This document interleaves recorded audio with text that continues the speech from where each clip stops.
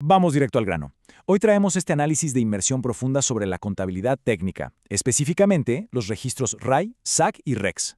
En este recurso vamos a explicar de forma súper visual cómo es la mecánica para determinar estos registros cada año, cómo fluye la imputación de retiros y, bueno, la lógica detrás de pasar créditos y utilidades cuando una empresa se reorganiza. A simple vista, suena como un laberinto normativo tremendo, ¿verdad? Pero les prometo que con este paso a paso, todas esas reglas matemáticas y legales van a cobrar todo el sentido del mundo.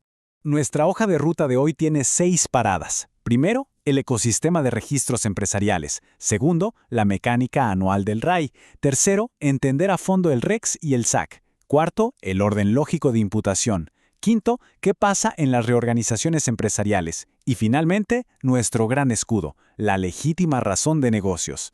Vamos a avanzar rápido. Sección 1. El ecosistema de registros empresariales. Las bases absolutas del sistema. Imaginen que cada 31 de diciembre, la empresa tiene que cuadrar su realidad financiera con su realidad fiscal. Y aquí es donde entra nuestro primer contenedor, el RAI. Básicamente, esta es la caja donde metemos todas las utilidades tributables que exceden el capital que aportaron los socios y lo que está exento. O sea, es el núcleo de la plata que, si sale hacia los bolsillos de los dueños, sí o sí va a tener que pagar impuestos finales. Luego pasamos al REX. Fíjense que este contenedor es más bien como un búnker, un refugio súper seguro.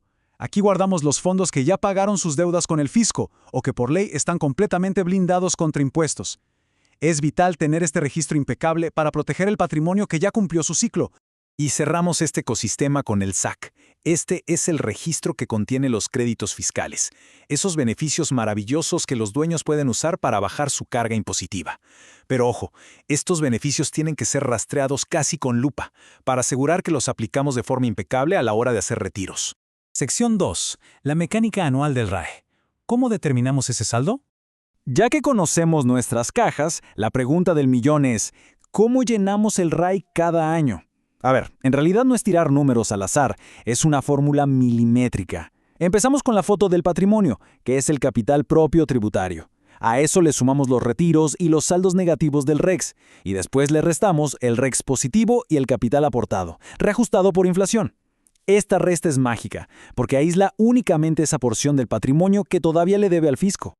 Pero, y esto es fascinante, el número del RAI del año pasado no pasa al año siguiente así nada más. La máquina se reinicia por completo, se tiene que reversar el saldo anterior y calcular un balance completamente nuevo basándonos en la foto patrimonial del nuevo 31 de diciembre.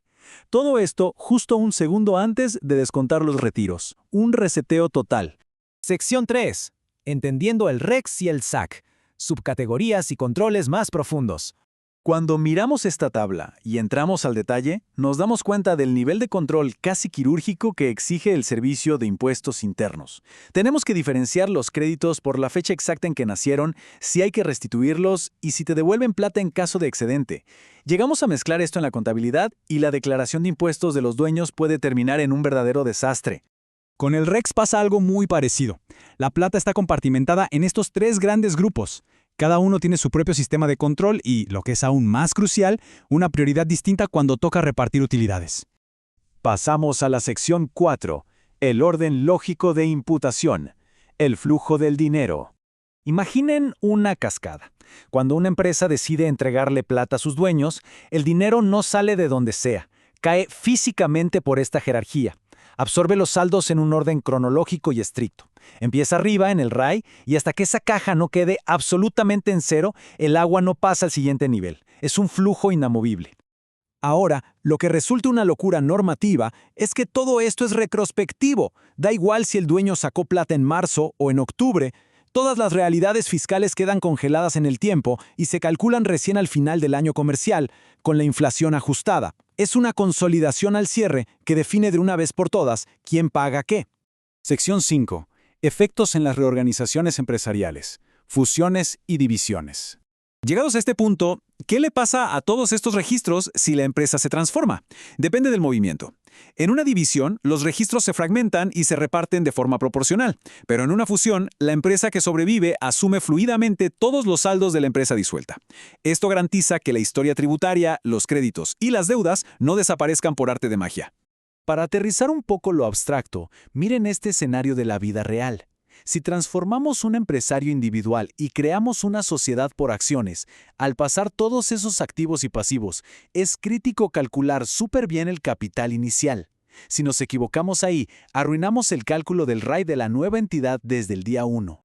Y un detalle espectacular es este.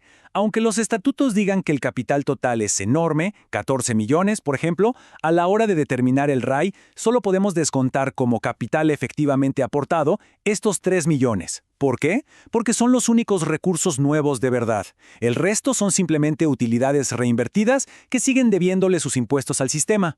Y por fin llegamos a la sección 6, la legítima razón de negocios, nuestro escudo técnico. Todos nos hemos preguntado esto alguna vez. ¿Qué pasa si armamos toda una estructura societaria elegantísima solo para diluir capital y pagar menos impuestos, pero sin aportar ni un peso de valor real? Si la autoridad detecta que la movida no tiene sustancia, simplemente puede desconocer esos precios estructurados y tasarnos a valor de mercado. Y eso significa recálculos impositivos, multas gigantescas e intereses. Entonces, aquí entra al rescate nuestro escudo definitivo, la legítima razón de negocios, o LRDN. Esto es lo que le demuestra a la ley que la empresa se reorganizó por un propósito económico genuino, quizás para mejorar su posición frente a la competencia o conseguir mejor crédito, algo real que va muchísimo más allá de la simple elusión de impuestos. Ojo, para sobrevivir a una auditoría no bastan las buenas intenciones. Se necesita papel y tinta. Hay que documentar meticulosamente la motivación con actas del directorio, memorandos formales y análisis financieros duros que prueben que la operación era absolutamente estratégica y vital para el negocio. Este principio jurisprudencial es clarísimo. Cualquier castillo de naipes o estructura artificial que construyamos con el único fin de achicar los impuestos va a ser desmantelado sin piedad por las autoridades. La forma jurídica tiene que hacer un match perfecto con el fondo económico real. Lo que nos deja con esta reflexión para cerrar nuestro análisis. Cuando vemos grandes reestructuraciones corporativas, ¿están realmente cimentadas en un crecimiento estratégico genuino o simplemente cuelgan de un hilo de frágil magia tributaria? Dominar todos estos registros requiere unas matemáticas impecables, por supuesto, pero al final del día, la contabilidad técnica no es más que el reflejo definitivo de la integridad comercial de las empresas.